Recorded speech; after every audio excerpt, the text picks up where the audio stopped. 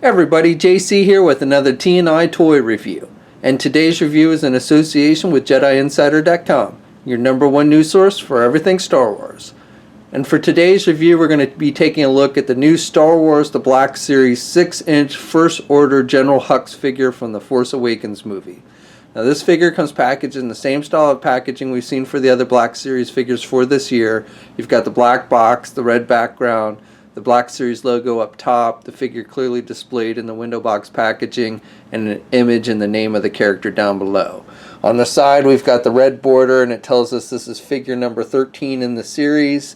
And then on the back we have a brief bio in multiple languages. Okay, so let's get this figure open and take a look at what's inside. So here's a look at the figure outside of the packaging. Now before we get to the figure itself, let's first take a look at the accessories that come with it. And really it only comes with one, and that's the blaster, which is not actually something we saw him use in the movie, but they did include a weapon. And it's very similar to the other weapons we've seen for the First Order. It's a pistol. This one's all black. On one side it's all black, and on the other side we've got some silver, metallic silver highlights on it. And he holds it best in his left hand. He's actually got a trigger finger to hold it, so he holds it actually pretty good in that hand, but you can also get it in his right hand, and that one he holds it tight, but he doesn't have the trigger finger. And there's no place to store the weapon on the figure itself other than in the hands. And real quick, before we go any further, I just want to note, if you like some of the backdrops, the Death Star kind of backdrops that you see me using with the images for this figure, be sure to check out gtptoys.com.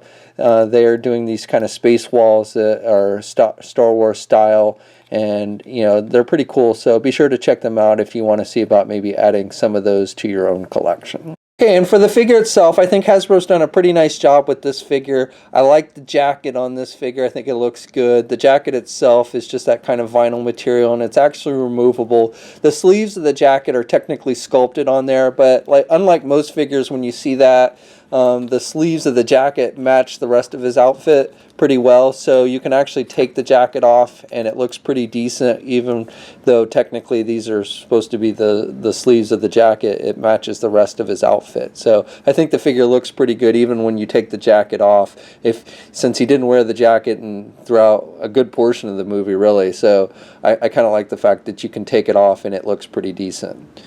The face sculpt on the figure is also nice. I think they've done a pretty good job of capturing the actor's likeness. The hair maybe should stick out a little bit more. If I remember correctly, it seemed like his hair stuck out from his hat a little bit more. But otherwise, I think they've done a pretty nice job. You've got the First Order symbol up at the top of his hat, and then you've got those little flaps. And those are done with a softer plastic. And then, as I said, you got the hair, which is done with just yellow. And you've got the First Order symbol on his one sleeve, and then you've got some stripings on his sleeve for, I guess, his rank as well. The bottom piece of his tunic is that kind of vinyl material as well, so you got some flexibility there. The belt is a separate piece, but it's not removable. It's glued to the figure. And you got the silver belt buckle, and then the kind of glossy black for the belt. And then you also have that kind of glossy black for the boots and his gloves. So again, I think they've done a nice job of capturing the overall likeness of the character as we saw him in the movie. Okay, so the figure stands about 6 1/4 inches tall, maybe a hair under 6 1/4 inches. He is a bit taller than a First Order stormtrooper. And then he's about the same height as Kylo Ren. And he's shorter than Phasma. So he seems to be pretty scale-wise, seems to be pretty movie accurate. Articulation on the figure is pretty good. Head's on a ball hinge joint, so he can look left and he can look right, and he's got pretty good up and down movement with the head, and he can kind of pivot his head to the left and the right as well. Arms are attached with your standard ball hinge joint at the shoulder, so he can get his arm all the way out, and he's got good rotation there.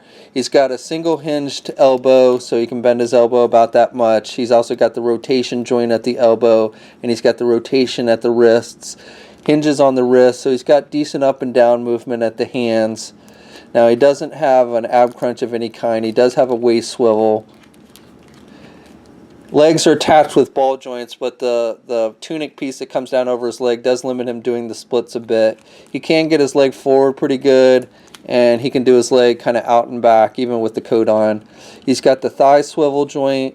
He's got a double jointed knee, so good bending at the knee. No kind of boot cuff swivel or anything, but he does have the hinges on the feet, so he's got good up and down movement, and he does have ankle pivot. And then 2 peg holes on the bottom of his feet. So that's my view. Overall, I like this figure. I like the detail. I think they've captured the likeness of the character nicely from the movie. I like the articulation, and I like the fact that you can take the jacket off and the figure still looks decent. Even though technically the arms of the jacket are sculpted on there, I think the figure still looks good even when you take the jacket part off, which I really like. I'm also glad that we're getting a figure of this type in the line early on. I remember as a kid collecting Star Wars figures and wondering why we never got a Grand Moff Tarkin figure. It wasn't until years later that Hasbro did one that we got one. But, you know, I guess because these guys aren't super action oriented, they just kind of stand around. You know, Kenner didn't feel the need to do one. But I'm glad we are getting him since he is an important figure in the First Order, you know, the leader of the Starkiller base and everything. So this figure is hitting shelves now. We'll have a full gallery of images up at JediInsider.com. There's a link in the description below. And as always, leave a comment. Let us know what you think. If you're so inclined, please like the video. And if you haven't already, please subscribe. And until next time, I'll catch you later.